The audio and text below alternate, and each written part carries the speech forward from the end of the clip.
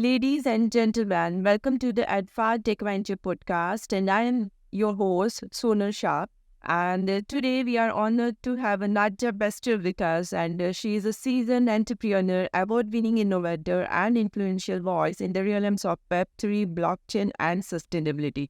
So Nadja is the co-founder of Adlunam, and she is a pioneer in engage to an investment through this wonderful platform and hosting the very wonderful podcast that is called the Future of NFTs podcast. And she is having also author of acclaimed book that is a Web3 explained in a wonderful language and, the very good explanation more. And she has a remarkable track record in marketing, communications, fundraising, and journalism. So Naja is at the forefront of the Web3 revolutions and driving the adoption of cutting-edge technologies. So please join me in welcoming Nadja Bester, and welcome and thank you so much, Nadja, for joining us today on this Adfa Tech Venture podcast. And we are so grateful to have you today with us. Thank you so much, Nadja. Thank you, Sonal. That was an amazing introduction. Really grateful and honored to be here to be talking about my favorite topics, which, as you said, really mostly centers around Web3 as part of this larger tapestry of technology. And the time that we live in at the moment, I think, it's never been more important to talk about technology and the role of it, and really how it's either enslaving society or helping society to break free. So very happy to be here. Thank you so much. So, Nadja, could you take a moment to share a bit about your journey and your experience in the entrepreneurship with the Adlunam? So, my audience is, very much exciting, as well as finding, sources of inspirations from this podcast. So, can you share some of the words from your side? What is actually your experience and your journey with Adlunam? So, please. So Adlunam is the culmination of nearly 20 years worth of professional experience, and it definitely feels like coming full circle because there's so many different elements that are part of my Adlunam journey and experience that I had previously had in other roles in my career, but really this brings it all together. So it's been a really long journey, and it's been a lot of moving parts and a lot of different pieces that, like a puzzle piece got stuck together. So I started my career initially in psychology. I'm, trained as a psychologist. And then because of really circumstances out of my control, I ended up an entrepreneur. This was definitely not something that I had planned on my own roadmap of my own professional journey. I always knew that I wanted to help people, and, psychology, because that's what I was trained in, seemed to be the way forward. But then I got involved in, back then, this was more than 10 years ago, I got involved in digital marketing. At the time, it was very new. Most people, if you can believe it, it feels like just the other day. But most companies didn't have websites, they didn't have social media handles. And so I had a digital marketing agency at this time, very similar to the position that I'm in now in Web3, where you're talking to people who don't understand what this is, and, they don't necessarily see a use case for it. So that's definitely a repetition in my own career of, being involved with technologies that people don't understand and don't really care about. But then from the agency, I kind of transitioned into corporate life. So I started working for a top 50 global pharma company. I was head of digital marketing and multimedia communications. So that was a really interesting experience because the pharmaceutical industry is heavily regulated. The opposite of crypto, really. And so every single decision that you make, every single thing that you do has to be under the scrutiny of the regulators. So there was not really a space for a lot of innovation. At the same time, I had been working with startups as a mentor, as an advisor for many years already, pre-digital marketing, as well as once I got into that. And so I was already very used to working with startups. And then after I left my career in the corporate world, my son and I started traveling. We started traveling the world. We became digital nomads, world schoolers. And it was fantastic But I had absolutely no idea what I was going to do with my life. It was one of those quarter life crises where, oh my God, I don't know. What is the way forward? What do I want to do with my life? And then I got the opportunity to become a journalist, a professional journalist. I'd done it at school. I loved it. I love writing. I'm a writer at heart. But I'd never worked as a journalist. And I was like, oh my God, this is fantastic. Let me go try this out. It just so happened to be in the blockchain space, which I knew absolutely nothing about. This was in 2017. So I would research for every single article that I wrote. I was like a scholar of note. I studied every single thing I could get my hands on. And the more I learned about this technology, the more it became absolutely apparent to me that this is where I need to be. This is the place for me in this world. My career is definitely going to go in this direction, because I think it wasn't until I understood what the solution is that I truly understood what the problems are. And so, what you can't unsee what you've seen. And so once I understood how many of the problems in the world that blockchain theoretically at least is able to solve, that's really something that I wanted to be part of. So I worked for a couple of publications, Bitcoin.com, investing.com, Being Crypto, etc. I then also started my own Web3 communications agency. This was in the ICO craze, 2017, 2018. So a lot of projects, most of them didn't make it. Some of them were complete scams. It was quite a time in history. And so then from there, I also worked as a fractional CMO for different companies in the Web3 space. I helped raise, over a total of $300 million for different companies. So it was a very exciting time. But at the same time, you look at these technologies, and when you work with founders, founders all have their own backgrounds, they all have their own visions. And so it really wasn't until my co-founder, Jason Fernandez, and I started Adlunam that I truly understood the many complexities firsthand as a founder of what it means to build a startup in Web3. So Adlunam, that was a really long background, but just so you understand kind of where I'm coming from to set the tone for the rest of the podcast. So Adlunam is a Web3 accelerator and an investment ecosystem. So we have two parts to this. We are the middleman between startup founders, early stage founding teams, and retail investors. So what we do is we have, first of all, an accelerator, a Web3 accelerator called Zero to IDO. It's fundraising focused. So what we do is we support startups with different aspects of getting them VC ready. Once they are at the stage where we know that institutional investors will be interested in looking at what they're building, we then introduce them to our investor network. We have a very substantial VC network.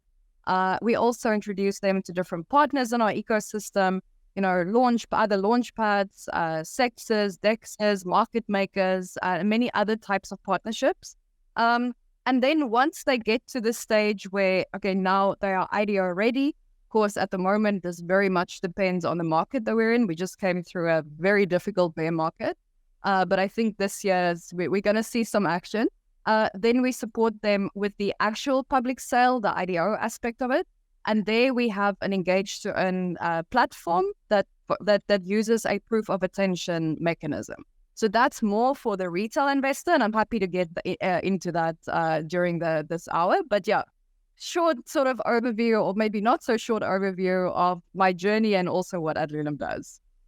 That's a wonderful and very exciting journey that you have crossed till today. And, not only, many times what we had heard, the people has a vision and people has a mission for certain, timings or a time period, the goal and all set of things. But the way you had driven by your life circumstances, and that they are, not taking you, but, giving you the opportunity to invest more in yourself and the, something which is, curious inside your heart. So that's a wonderful thing that happens with you. And you are lucky to have, such a people around you that you had built your own organization and you are leading in such a beautiful way. And that's a very good and very exciting journey you had shared. Thank you so much for. Thank you, Sanal. Yeah, I just wanna add to, I think, a point you made that is very important is, whenever life deals you a deck of cards, whatever you have in your hand, that's what you have to work with. It's completely wasted time and energy to look at other people and to either feel envious or, sad or depressed or anxious or whatever the case may be. You have what you have to work with. And within these boundaries of the hand that you've been dealt, there are so many possibilities that you are able to do. It really requires out of the box thinking, of course, especially in terms of mindset framing, of saying, look, there's these countless obstacles in front of me, but that does not mean that it's not a place I can enter. It just means that I need to find the gap where it is possible to enter. And I think this is the kind of thing that really shapes a person for success, whatever success means to them, because we all have a different definition of success. But I think resilience in the face of challenges and obstacles, absolutely, that is the secret to success. And that's actually shaping the man or a woman, we can say, as in common.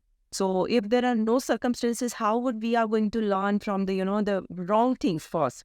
So the experiences and circumstances teaches you everything, and the way you have shared your wisdom is showcasing your. I'm not saying the expertise, but it's showcasing your true worth of learning from each and every moments, and whatever you have, everything or nothing, but you are just being grateful to the situations and going in line with the flow of life. So that's the best part that you have learned to love with the life. Beautifully said. Not to mention, life would be extremely boring if everything was wonderful all the time. We would get really bored with it. It does feel like it when you're facing difficult circumstances, but when life is only wonderful, it gets really boring very quickly. Very true, very true. So that's wonderful. And, sharing such a kind of a philosophy with myself, because I want to also, bit of that kind of a person who likes to, explore the vulnerability as well as feasibility of the life and, going with the flow of life. So that is also being, myself with my own thoughts. So that's a wonderful thing that we have in between common with each other. So wonderful to have you today, Nadja. So thank you so much for this wonderful introductions and sharing the journey with your real own words. So now I would also like to, give my introductions and if you permit me some of the things about what my organization do. So can I say a few words about my organization and Yes, absolutely. Go ahead. Sorry for cannibalizing so much of the introduction. I'm very happy to listen to what you guys do. I think you're doing amazing work. Nadja. So myself, Sonal Shah, as I mentioned earlier too, and I'm the host of this show that is Adfa Tech Venture podcast. And being a Adfa Tech Venture, if I explain you, we are IT and the tech platform, which we are focusing more on IT solutions, IT resources, then providing the IT solutions and moreover into recruitments of the resources. And we also dwell into this kind of audio podcast and managing the podcast for a few of the customers too. We have a vendor alliances with the 50 plus tech partners. It includes the SAP, Oracle, Microsoft, Pega, OutSystem, Appian, Salesforce, then this Cloudera, Informaticas, and many more too. And the major key solutions we provide is we have a 20,000 plus resources all across the skills. So we can deliver both on-site and offshore, that is within a 24 hours. So that is a major capabilities we have right now. And if I say about the solutions, solutions we provide in terms of ERP, application development, then data and AI/ML, blockchain, clouds, managed services, UI testing, and the cybersecurity related problems also. So these are the solutions which we help people to, navigate from starting from the organizations to end of the things. And if we say we are, bridging the gaps to many of the organizations. So that is the major capabilities that we are running. So this is all about me. And through this podcast, we try to, learn from the CTOs, IT heads, and the founders and co-founders that, what is the future of technology, what are the tech trends that are going inside the organizations, and what is the requirements. So, we can solve them the better with the people as well as solutions. So that is the best idea behind this podcast.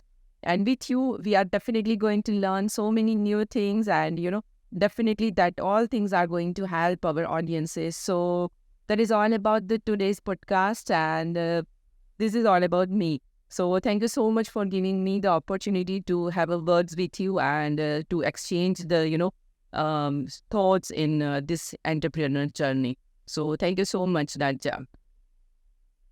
Thank you, Sonal. I just want to comment on your introduction. There's, as we all know, when we work in the Web3 space, there are tons of development companies out there. But I think your focus and your emphasis on looking at the broader macro landscape of what is happening in tech, and also having this focus on education, and really sets you apart as a development firm, because most development companies, when you approach them, and we've worked with many, they focus totally on the tech, and it's almost as if it's completely separate from what the business itself is doing. So when they work with clients, they don't look at it in the context of, the context that the client is working in, but solely, okay, this is the development needs, let's do it for you. And that's kind of the approach taken. So highly appreciate the way that you approach just being in this industry. Thank you so much for these wonderful words. And, when my team will be listening to this episode, for editing also, so they will also be, grateful for you and for these wonderful words. Thank you so much, Nadja. So now that we have exchanged a glimpse into each other's background, so let's not keep, more waiting longer. So without further ado, we would like to jump into this, enlightening conversations about the topic that we are going to discuss today. So, Nadja, if you permit me, can I start with the question and answer session? Yes, absolutely. Let's do it. Yeah, thank you so much. So, Nadja, we have heard, that you had faced so many challenges, and so many challenges with the actual opportunity. So that is the best combinations that you have identified what are the challenges, and moreover the challenges you are saying it's an opportunity, right? So can you share some of the challenges that you had overcome, and how you have faced, to overcome with building and growing with Adlunam? Yeah, great question. I think, it's interesting that we started this conversation talking about challenges, because so much of what happens in Web3 it's like two sides of the same coin. On one side, it's an incredible opportunity, and on the other, it's an incredible challenge. And so Adlunam, especially in terms of challenges, so much of it was determined by the timing. So we raised funds in, I think it was end of 2021. It went wonderfully well. We raised $1 million in 24 hours. We raised 2.5 million in 5 days. We ended up turning away millions of dollars in investment. So it really all seemed like it was just on the up and up, and we're about to launch, we're about to have our IDO, everything is great. And then the market turns. And I mean, I don't want to be the person saying that, we've suffered so much, because I think there's been an incredible amount of suffering over the last 2 years. We know with the collapse of some of the biggest companies in the crypto space, and the damage that has caused not only for the investors of those companies, but I mean, ultimately everyone involved in this industry. Because it's always a difficult industry to be in when the average person, A, doesn't understand it, and B, doesn't trust it or doesn't believe it. So already just being in this space is challenging, but then when the market reflects this, it becomes even more challenging. So for us as a team, we were faced with an incredible dilemma. Okay, we've raised funds. We cannot launch because there's zero incentive for us to launch a token when the market has just fallen flat. Not to mention, as a launch pad and an accelerator, projects completely came to a standstill, most projects anyway. And so we couldn't launch projects, a lot of projects, because I didn't have the funding to build in the bear market, they just went into hibernation. And so for us, the challenge then became, here we are, brand new company, amazing team, amazing product, everything is going so well. However, there's no market to work with. And so I think the challenge over the last 2 years has been to focus on building. And what comes to mind is, this cliche saying of dance like nobody's watching or build it and they will come. There's so many of these cliches, but we really had to hold on to them because we were faced with a situation that retail investors were no longer, so the retail community, they just disappeared overnight. I mean, licking their wounds with good reason. It was a difficult time. Startups were saying, wait, maybe next month. And so what we ended up doing as a company is to say, look, there's a couple of things which happens to be the DNA of the company that we cannot action on in the immediate future. However, how can we pivot and make sure that our team's energy and resources are well spent to the point when the market does return, that we will be able to capitalize on the gains, not financial gains, but the brand equity gains that we have made over this 2-year period.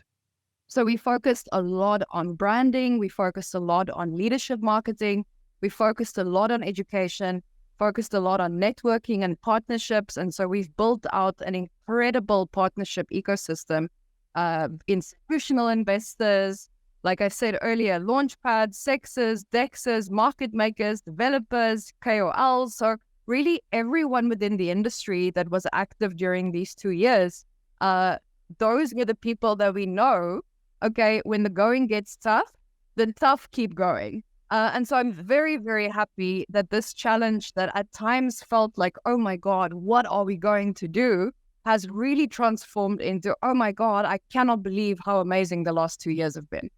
So I would say that's probably the biggest challenge. But then, of course, as a founder, there's challenges on a daily basis. I mean, I almost feel like not an hour goes by when there's not a new challenge that you need to deal with and sort out. But that's part and parcel. I think the more difficult thing is when these macroeconomic factors that are completely out of your control. It's like COVID. I mean, COVID came and we had to deal with it whether we wanted to or not. And this bear market was the same. So yeah, that was for sure probably the biggest challenge that we face as a company so far. Right. That's a wonderful, wonderful explanation. And the moreover, it, sets you apart from any of the other co-founders that, till date we have encountered with, discussions or some in between the things. Because, as an entrepreneur, you cannot predict what will be the next challenges or what could be the next, the problem that might face.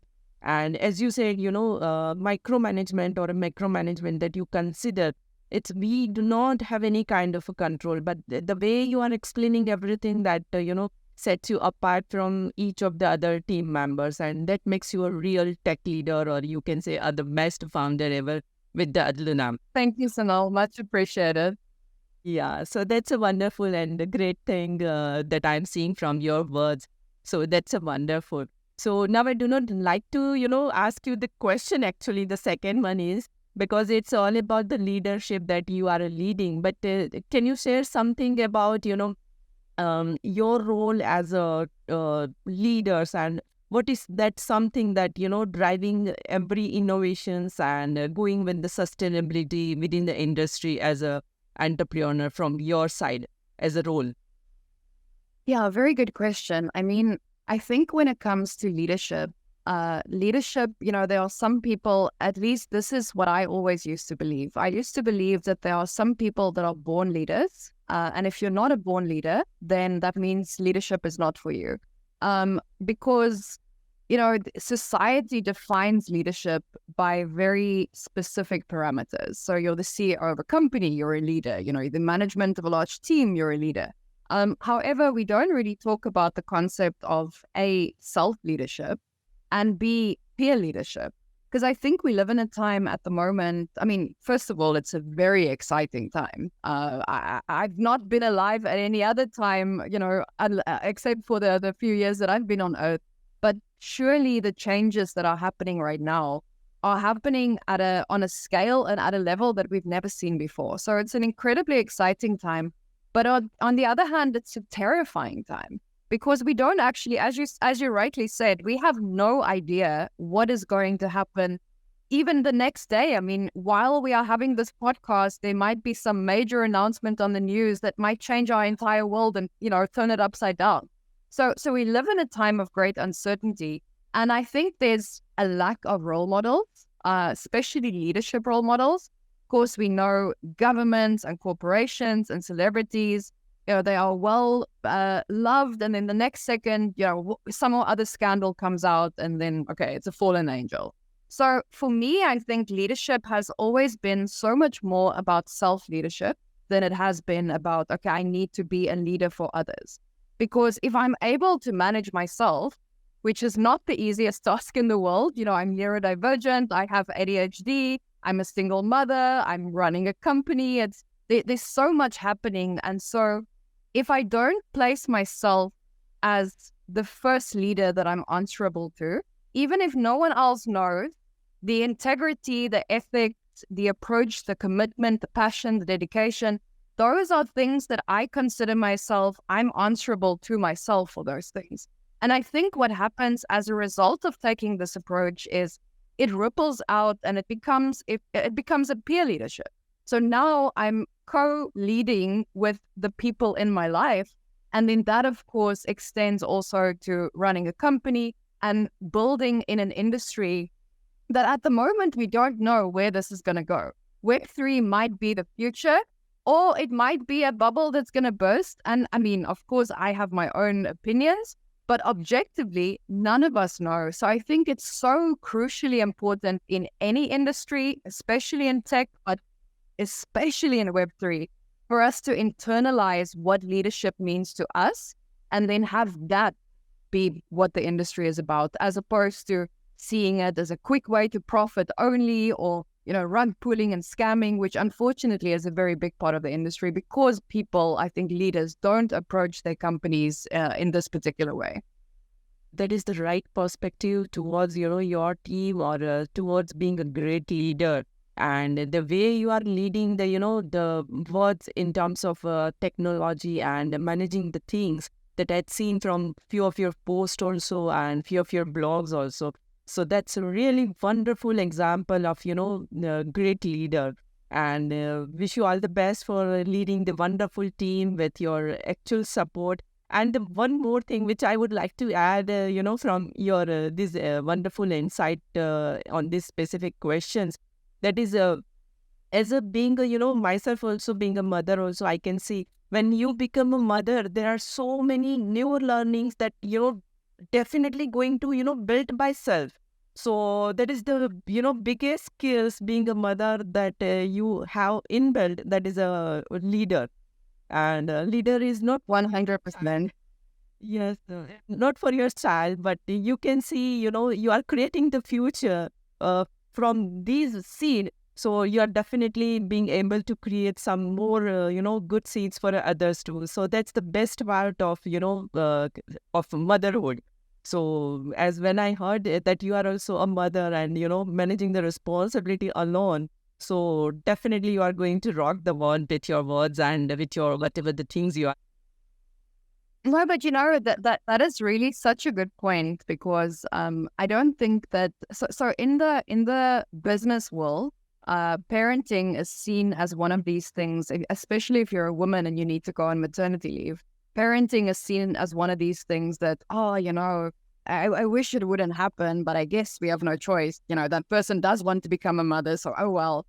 But actually, I mean, the skills that you learn as a parent, I don't think any professional role has ever prepared me as well as parenting has. I always say the fact that I've survived parenting, my son is, he's turning 18 in a couple of months. So the fact that I've survived parenting, it's prepared me for every single eventuality out there, because as a parent, your heart is in someone else's body. And so your stress level, your anxiety, your worries, your fears, they are all packaged in this other person. So definitely, if you are a parent and you're listening to this, parenting is not an obstacle. It definitely makes career building a lot more difficult. Yes, for sure, because your attention, your energy, your time is divided. But at the same time, it sets you apart in terms of personal characteristics in a way that, nothing else can prepare you for this. So if you are a parent, yeah, give yourself a pat on the back. It's not easy, but it's a game changer for sure if you approach it in the right way.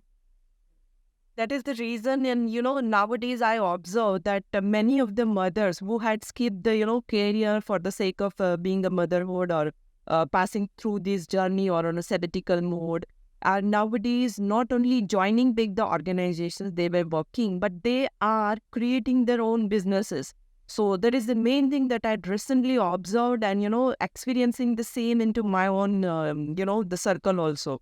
So that's the best part of motherhood teach you, and you are growing when the motherhood. So that's the beauty. It's interesting that you mentioned that, because for me personally, as I said earlier, I had I don't know if I did say that, but I did think it. I had no intention of becoming an entrepreneur. That was not on my radar. It was not something that I was even interested in. Certainly wasn't something that I thought that I was capable of.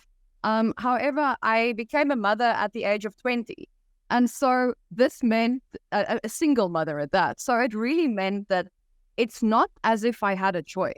My career had to be in parallel with my parenting. And so if I fast forward to today, it's been an incredibly difficult, let's say 18 years. However, I could not pay the amount of money needed to get the lessons and the wisdom that I have today. So I think definitely, we're talking about parenting and motherhood specifically right now, but whatever your challenge in life, there is a way to turn it to your best advantage. It just requires a mindset shift and, of course, showing up every day and taking the actions required to work toward the life of your dreams. Right. Wonderful. Thank you so much for this, wonderful session. This will be going to be, one of my favorite sessions with my guest. So thank you. I'm really enjoying talking to you as well. I'm happy that we're able to have this time together. Yeah, that's my pleasure. So, Naja, I'm going to the next question that, that is all about this current technology in use at Adlunam. So can you share some of the insights into, what are the current technology that you are using to leverage or engage into in terms of, on investment platforms or other projects which you are making, your presence in?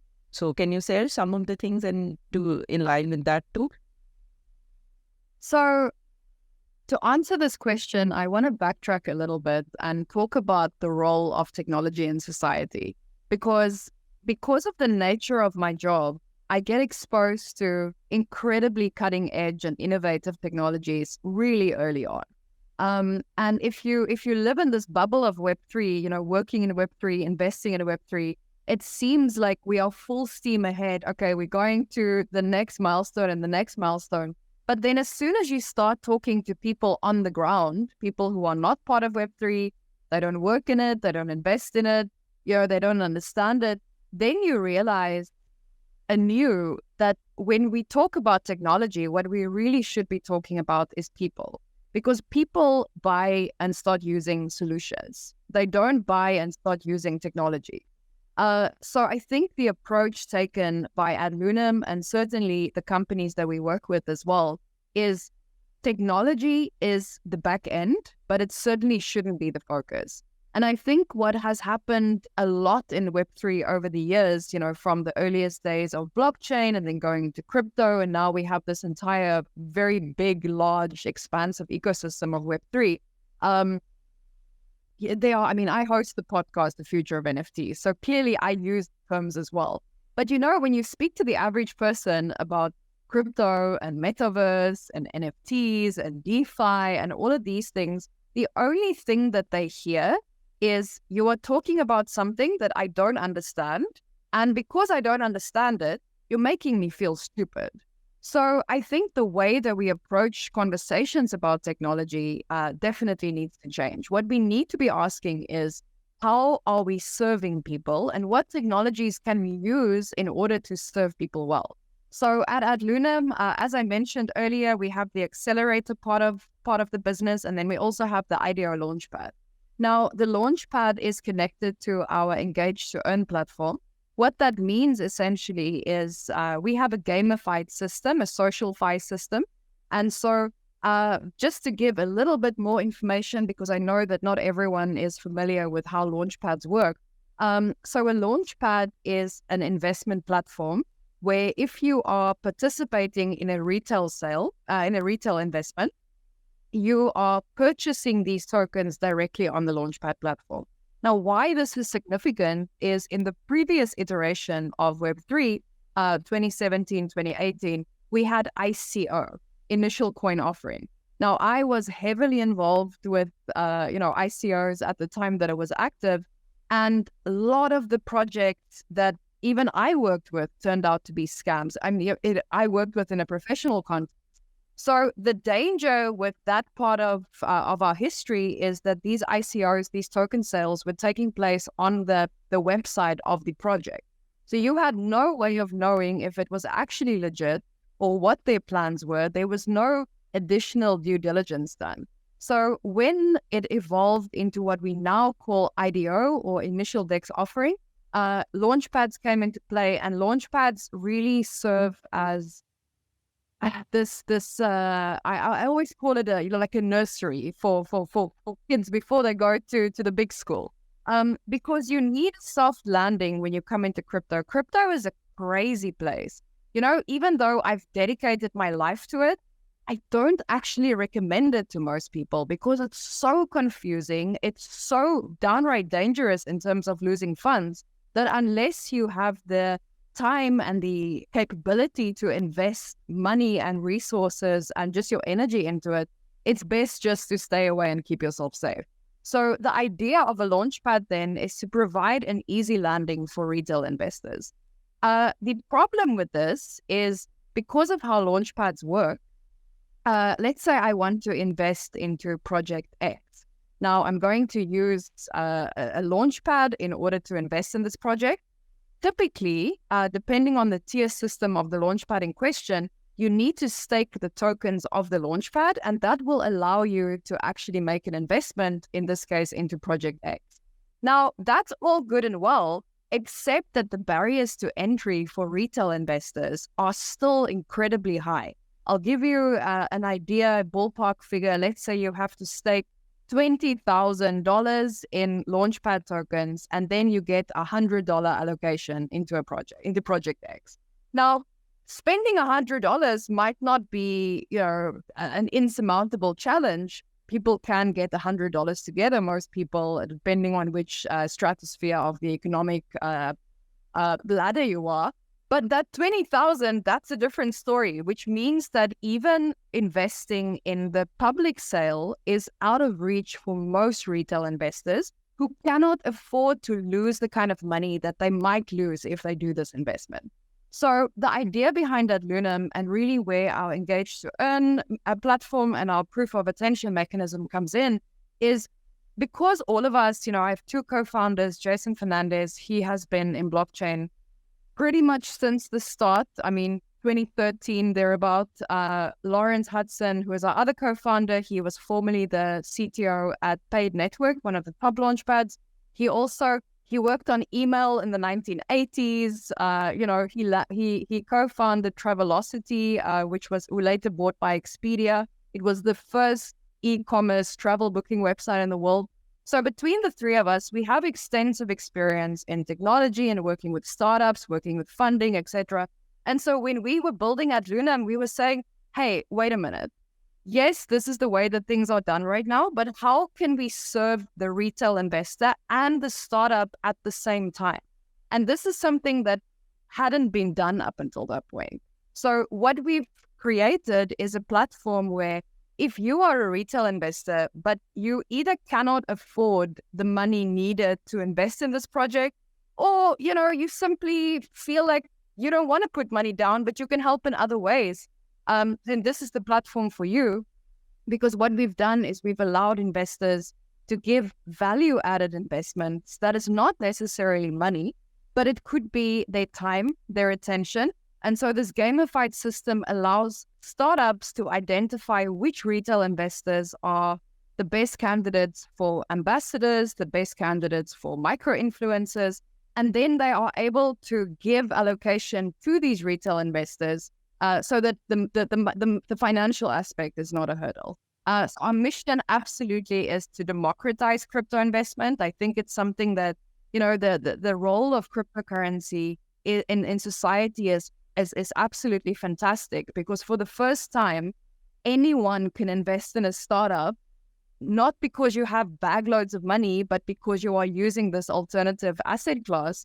But also, as much as it has already democratized access to finance, we have massive amounts of work still to be done. And so Adlunam is, very, very, very keen to be contributing to the solution in terms of democratizing crypto investment in the space.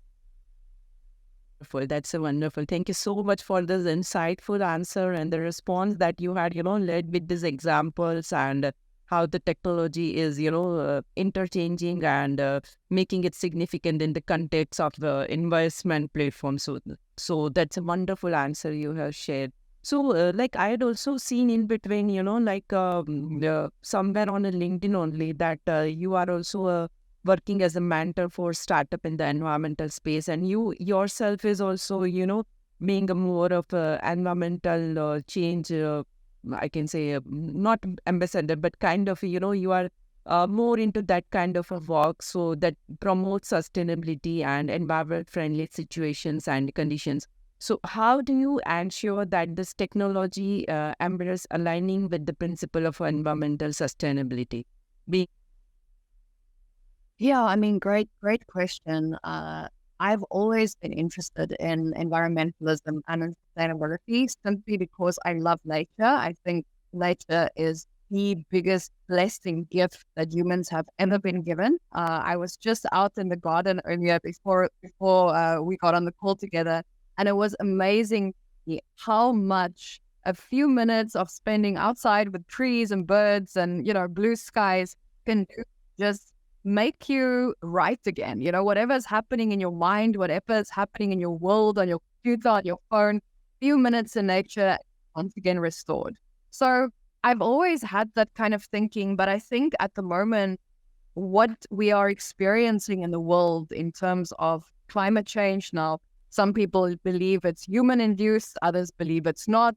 I don't think that's so much the importance of the discussion as the fact we are in a stage right now where we have no idea what is going to happen in the near future. We are going to be faced with problems that we've never faced before. Climate refugees being a massive issue. I mean, there's land mass across the world that's going to become uninhabitable. And where are those people going to go when we already know that as a global society, we have an incredibly difficult time dealing with people? If you look at refugees and migrants, I mean, it's not a pretty sight. So I think, just to start off with, it's incredibly important for everyone. I don't think you need to have an interest or a passion for the environment. I think it's important for all of us to internalize that sustainability is one of those things. It's like oxygen. I mean, literally, because plants give oxygen. So it's one of those things. It's not optional. So what I always recommend when I talk to startups, I mean, look, not everyone is in the environmental space, and not everyone necessarily even need to do or take many different steps in order to make themselves more sustainable, because a lot of people's businesses don't require, carbon emissions or whatever the case may be. However, in Web3, we know that the predominant narrative by naysayers for a really long time has been how energy intensive it is. And, we need to be moving away from this stuff. We need to not be worrying about this digital money because, we need to save the environment. That's more important. There's definitely a place for these two things to coexist. Not to mention that without any money, industries that are really focused on money, there wouldn't be any funds for the environment, because that's how humans are wired. They are wired for profit. They're not wired for sustainability. So what I always recommend when I work with startups, make sure that it's one of the items on your checklist. So when you are making any decision, doesn't matter what the decision is, the question you should always be asking yourself, and yes, it requires a little bit more thinking. Maybe it requires talking to other people. is what I'm doing harmful? I mean, that's a really easy litmus test. Either yes, it is, and I can do something about it. Yes, it is, and there's nothing I can do about it. Or, you know what, maybe it's not the best, but it's not the worst, so maybe I can improve. So I think the conversations that we need to be having with ourselves and with each other about sustainability is incredibly important, as opposed to saying, hey, we are going to have the sustainability plan, we're going to put an ESG thing in motion and everything is going to go out well. We're going to, net zero carbon emissions. I think the conversations is really where we need to be starting, because unless you are already in the sustainability field or you are already someone who is learned about it, it feels completely irrelevant to you. And it's not irrelevant at all. It's just a question of you taking a bit of time and thinking about how can you not do as little harm as possible. Because I think that's the first step, right? Like taking action, being an activist, that's step 2. But step 1 is do as little harm as possible. Actually, the perspective matters a lot. Sometimes we think that it is their responsibility. So being a nature, it's nature's responsibility to, align the things with us. But it's not the nature's responsibility, but it's our responsibility that we are taking so many things from the nature, and it's now our time to give it back. And to keep the pace between this climate and to being a sustainable in the self-nature also. So that's the the funny thing about the way that humans think about this is, so I happen to love nature and I want to preserve nature for the sake of nature. You might not feel the same. However, the reality is that this is a living planet. We are all living on this planet. We are 100% dependent on the resources of this planet. And so even if you couldn't care less about the environment, the planet is a thing that gives you life.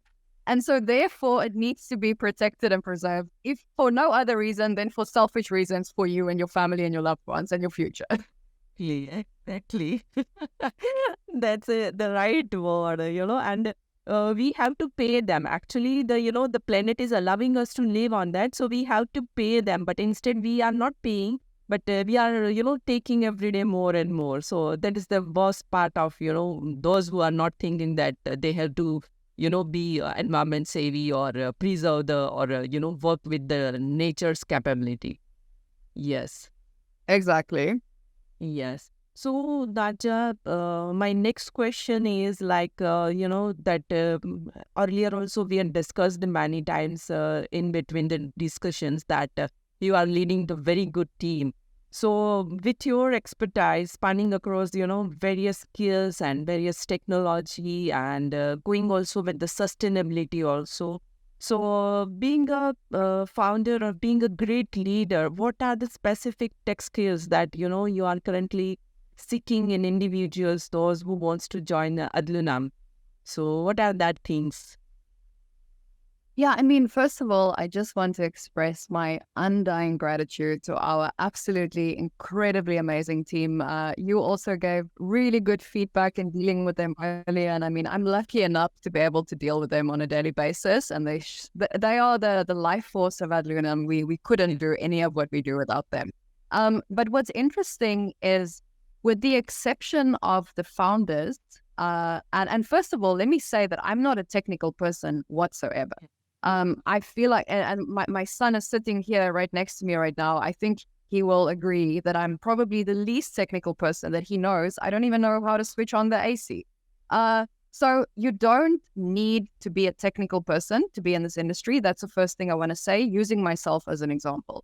But with the exception of the founders and some of our managerial team members, most of the team have never worked in Web3 before they joined Adlunam.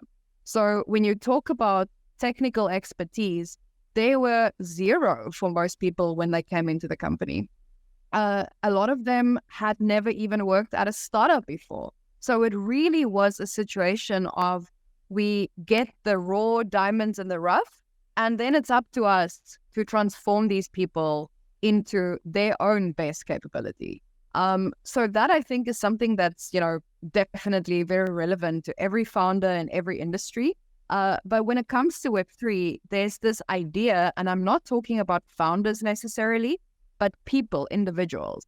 Individuals have this idea that they have to be technical, in order to enter the industry at all.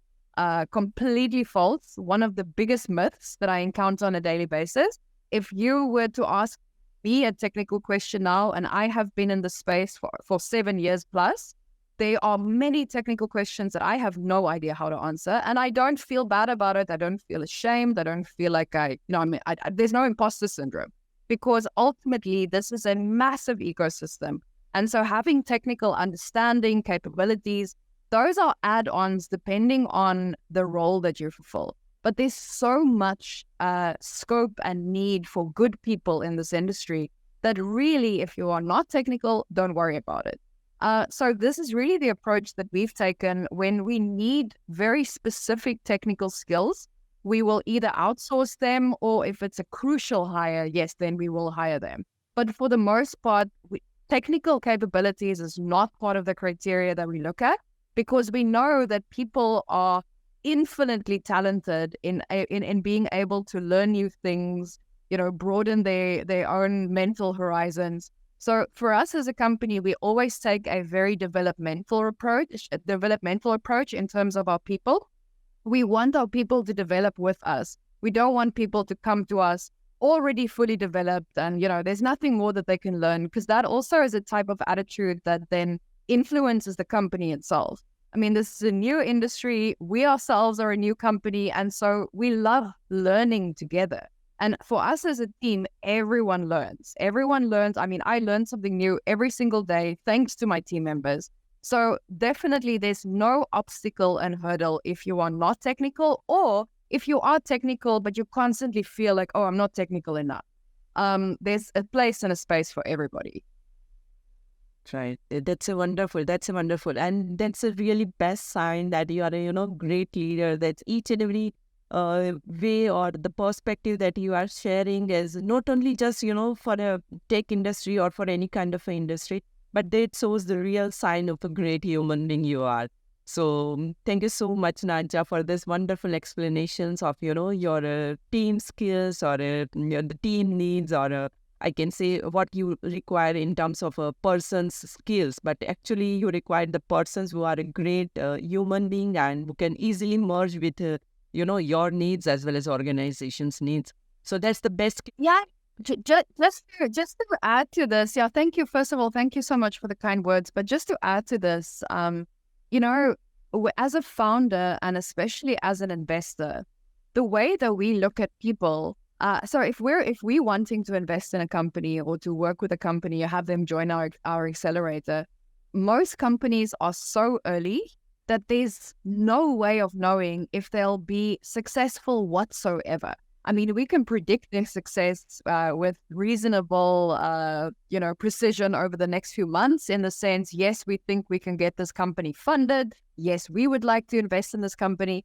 But beyond a few months, the only determinant of whether a company will be successful is the team. And usually this means the founders, of course, because founders need endless amounts of determination, of resilience. When one door closes and there's no other doors available to you, you go make a new door, you go make a portal to a different world, but you are going to get to where you're going.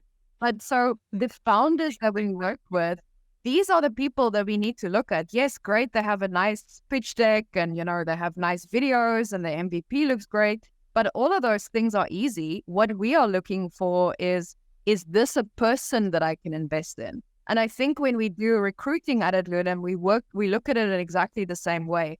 Yes, we are going to be investing in this person on a daily basis. We need to guide them. We need to develop them. But they are also investing in us. They're investing their time. They're investing their innovation, their dedication. And so what is the best match between us and this person that we are trying to recruit? And that so much depends on the personal skills. And this is not the skills in terms of, can they write, I don't know, a white paper? Can they develop, an NFT? These kind of things. This is the personal skill in the sense, can I trust this person to go to battle with me? Is this the kind of person I need them there's a crisis, will they be able to show up? Not because they're an expert at it, but do they have the willingness to learn when the situation requires? So that's really the kind of thing that we look for as soft skills more than anything else. Yes, yes, that's the right thing that you are sticking for only the soft skills the most, and the technical skills, like everyone can learn it from the experiences from the internet right now, and the only skills that you cannot learn by with these YouTube videos, that is soft skills. So that's the best, Exactly. yes, that's the best thing. So now, Nadja, as we are going a bit, in the more inner discussions. So I would like to, ask you the main questions. That is, what is, as per your expertise, what is the next technology that you are going to envisage with the Adlunam, as well as, that is going to be the next, I can say, requirements from all over the globe, or I can see as a, the tech expert or the industry leader, what's your foresee about the tech space future? Yeah, great. Great question, because I think we have seen as a society over the last few years that nothing is sacred. No technology is so great that it's a given that it's going to be adopted. I think that we, as I said at the beginning of our conversation, I think we live in an incredible time, both exciting and terrifying, because we don't know what the future is going to hold. And so in terms of technology, I mean, in Web3, we love to talk about mass adoption. However, if you are in Web3, if you are involved in Web3 on a daily basis, you 100% understand why we don't have mass adoption. It's not the kind of technology where people, A, understand why they need it, and B, even if they see a need for it, well, what's the next step? There's 50 next steps, and it's super complicated and it's super risky. So I think what I see at the moment is, yes, we have all of these technologies available to us, but now's the time to start using the technology in the way that it's supposed to be used. If I take NFTs as an example, of course, I'm very passionate about the possibilities of NFTs, which is why I host the podcast, The Future of NFTs, because there I'm able to speak to founders on a weekly basis that are doing incredibly innovative things using this technology. However, it's not the kind of thing that we are going to see on the supermarket shelves today or next week or even, maybe in 2 years. So when it comes to technology, I don't take the approach, and I think, this counts for us at Adlunam as well. We don't take the approach of, oh, this is the new hottest technology, so let's throw everything into this.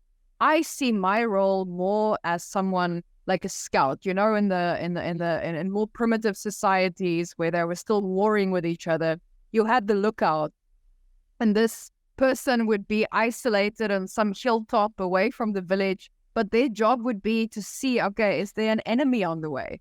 And when the enemy, or maybe it's a storm, or, whatever the case may be, but their job is really to anticipate the future.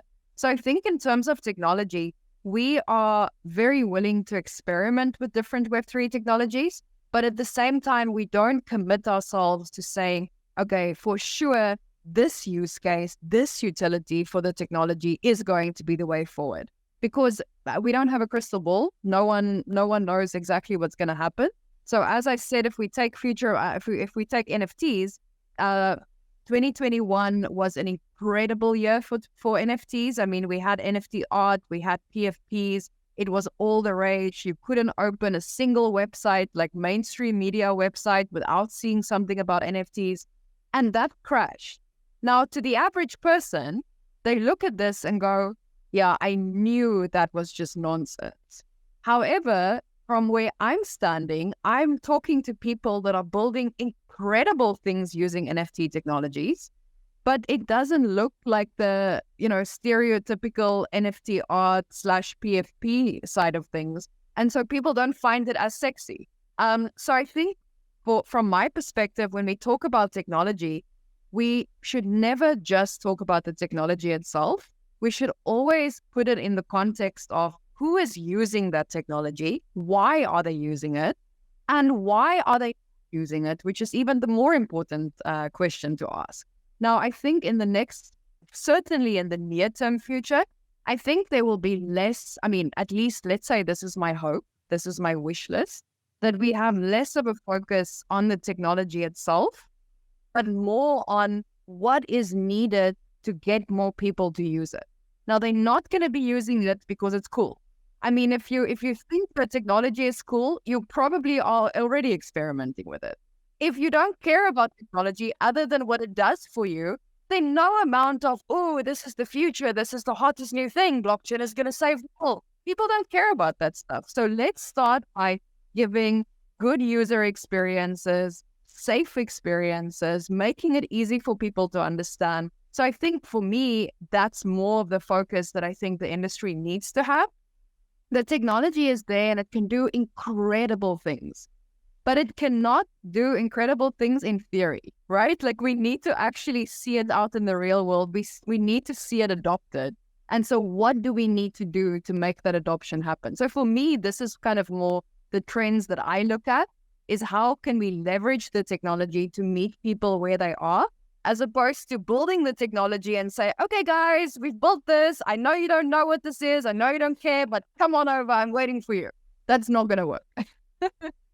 Right. Wonderful share. So, Nadja, looking at my last questions, actually, I do not want to wrap up this session so early. And I wish it could be, as long as possible. But as we have certain limitations, so going through my last questions, as such, I know what would be your answer for that too. But would like to, listen from your words that, for yourself, if I look at, from each and every answer that you had given, success is defined in, many ways. So as personally, what is your, criteria to define success from a business perspective or, in terms of impacts that you have generated till today? So can you define something on that too? Yeah, as we were talking about earlier, success looks different for every person, and it certainly looks different for every business as well. However, being in a capitalist society, of course, there are certain measures or metrics of success that most people follow. So how much profit are you making? And these kind of things obviously are very prevalent on any founder's mind. But beyond that, I think I actually have a really pertinent example of something that happened very recently. So I shared with you earlier how difficult it's been to build and sustain a startup that wasn't relevant during a bear market. And earlier this week, we received a nomination from Sigma World as one of the best real world applications for Web3. And I thought about that because it's something that, we didn't know about. We had absolutely no idea. We saw the announcement in the media along with, the general populace. And it made me think that one of the best measures of success for me personally as an individual and also a founder is way more intangible. If I am showing up every day, and as our team does, show up every day, do good work, make sure that the parameters of success that we set for ourselves in terms of adding value, in terms of contributing positively to the industry, those are the things that there's no measure stick for this. You don't get a report card, from your teacher at the end of the year and you have an A+ and job well done. And so if you come from a traditional education system and then you move into the working world, it's very easy to take those same almost arbitrary measures of success, numbers and recognition and all of these things.